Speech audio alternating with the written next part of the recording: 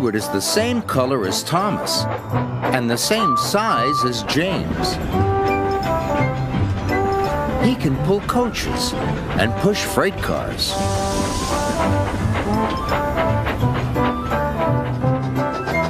And he often works as a back engine.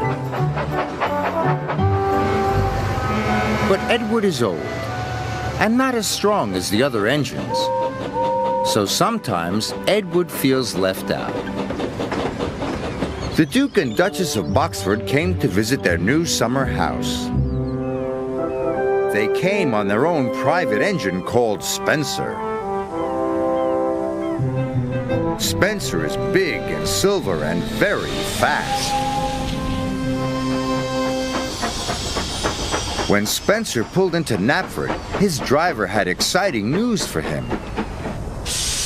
"You have beaten Gordon's record," he said. "Of course," boasted Spencer. "I'm faster and finer than all the engines on Sodor put together." Sir Topham Hatt's engines were very cross. "Spencer's just a big silver show-off," sniffed Gordon, and everyone agreed. Sir Topham Hatt spoke to the engines. "Spencer will take the Duke and Duchess to their summer house. Another engine will take their furniture." Sir Topham Hatt's engine saw the chance for a race. "Please, sir," said Thomas, Percy, Gordon, and James all together. "May I go?" "You all have other work to do," boomed Sir Topham Hatt. "Edward will take the furniture." James and Gordon groaned. "Fancy sending a back engine to do an express engine's job," sniffed Gordon.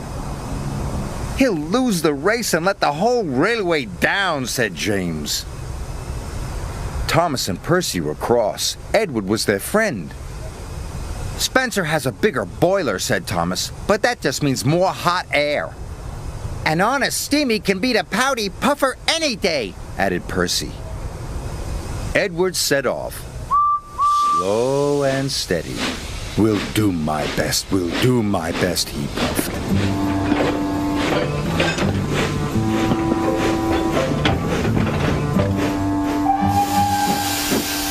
Spencer set off and quickly passed Edward. "I've won already," he boasted. And with a whoosh, he was gone.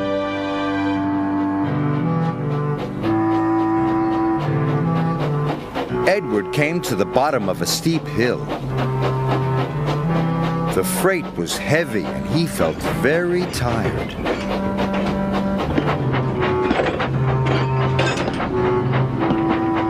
He huffed and he puffed and was soon at the top. He could see Spencer in the distance and chased him at once. Edward raced down the hill. Spencer stopped at Wellsworth Station. The Duke and Duchess wanted to buy some tea and cakes from the refreshment lady. Edward teetered into view. "Hurry, old boy," laughed Spencer. "Can't have you finishing too far behind me." Edward wished he could have a rest too, but the station master and the porters had heard about the race. "Hooray for Edward!" they cheered. Edward picked up steam and proudly puffed past Spencer. But then the Duke and Duchess finished their tea, and Spencer was off in a flash. He roared past Edward. Fastest and best, he boasted. Edward was nearly out of puff.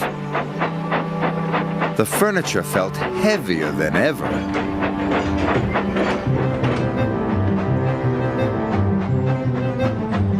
Up ahead, Spencer had to stop. The Duke wanted to take some photographs of the countryside. The Duke set up his camera. Spencer closed his eyes. "Nothing to worry about," he said lazily.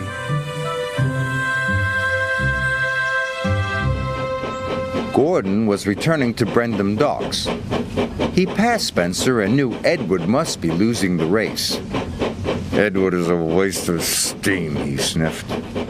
But when Gordon passed Edward and saw how hard he was trying, he felt bad about what he had said. "Well done, Edward," he called. "You are a credit to the railway." Edward was so happy his boiler tingled. He found puff he never knew he had. The Duke and Duchess had finished taking photographs and were back on board. "Time to go," said Spencer's driver and rang the bell. But nothing happened. Spencer was dreaming of victory. He didn't hear the bell. And he didn't hear Edward puffing past him. Spencer's driver rang the bell again. When Spencer finally opened his eyes, he could see Edward heading towards the summer house. Nearly there, he gasped. Spencer took off as fast as he could. But as he reached the siding, his driver ordered him to slow down. "These are old tracks and you are a very heavy engine," he said. "You must go slowly." Spencer had no choice. He had to slow down. And he trundled slowly down the siding. With every click and every clack, he knew he had lost the race. Edward puffed toward the summer house. "I've won," he gasped. "I did it!"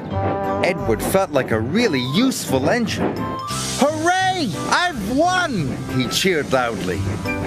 Edward felt like the pride of the Sodor Railway, and he was right.